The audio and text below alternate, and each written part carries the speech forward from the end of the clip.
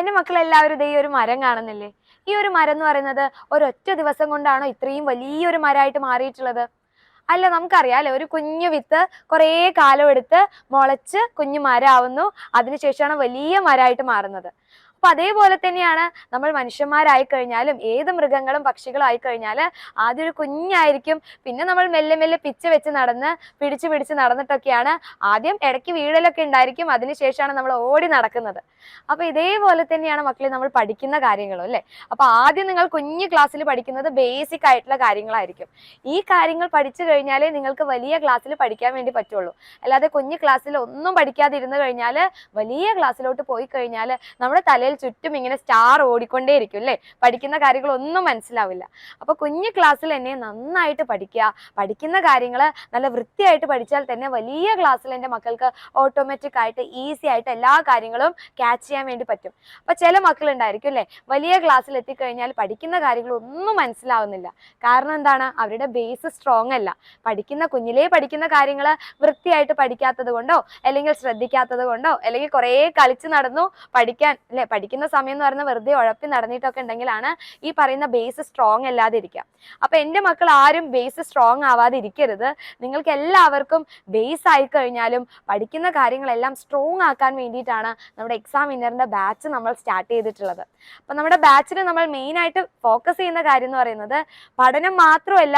കാരണം എപ്പോഴും പഠിക്കുക എന്ന് പറഞ്ഞു കഴിഞ്ഞാൽ ആർക്കും ഇഷ്ടപ്പെടില്ല, അല്ലെ? അപ്പൊ പഠിക്കുന്ന സമയം ഈ പഠിക്കുന്ന കാര്യങ്ങൾ കുറച്ച് ഇൻട്രസ്റ്റിംഗ് ആയിട്ടും അതുകൂടെ കുറെ ഗെയിംസിലൂടെയും കുറെ കഥകളിലൂടെയും പാട്ടുകളിലൂടെയൊക്കെ പഠിച്ചു കഴിഞ്ഞാൽ അടിപൊളിയായിരിക്കും, അല്ലേ? അപ്പൊ മക്കൾക്ക് എല്ലാവർക്കും ഗെയിംസ് കളിക്കാൻ ഇഷ്ടമാണ്.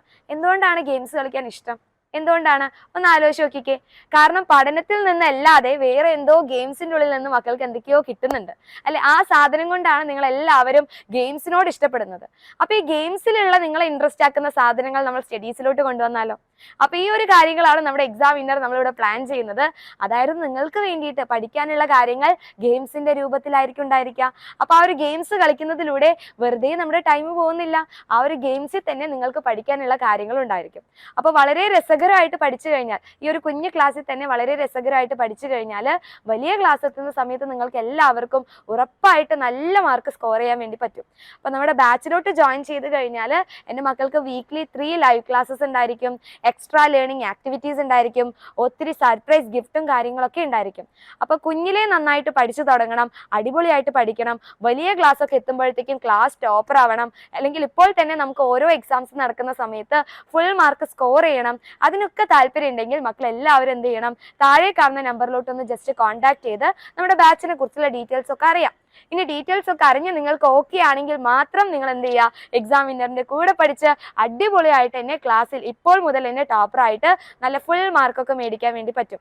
അപ്പൊ താല്പര്യമുള്ള മക്കൾ ഒട്ടും ലേറ്റ് ആക്കണ്ട, താഴെ കാണുന്ന നമ്പറിലോട്ട് വേഗം തന്നെ കോൺടാക്ട് ചെയ്യുക. അപ്പൊ ഈ ഒരു മരം ഇത്രയും വലുതായതുപോലെ തന്നെ നിങ്ങളിതേ ഒരു കുഞ്ഞു വിത്താണ്. നിങ്ങൾ ഈ ഒരു കുഞ്ഞു വിത്തിനെ അത്രയും സ്ട്രോങ് ആയിട്ടുള്ള, അല്ലെ, അത്രയും നോളജ് ആയിട്ടുള്ള, അത്രയും സ്ട്രോങ് ആയിട്ടുള്ള മരങ്ങളാക്കി മാറ്റാനുള്ള കാര്യങ്ങളൊക്കെ നമ്മുടെ എക്സാം വിന്നർ ക്ലാസ്സസിൽ ഉണ്ടായിരിക്കും. സോ ആരും മിസ്സാക്കരുത്. വേഗം തന്നെ താഴെ കാണുന്ന നമ്പറിലോട്ട് ഒന്ന് കോൺടാക്ട് ചെയ്യാം.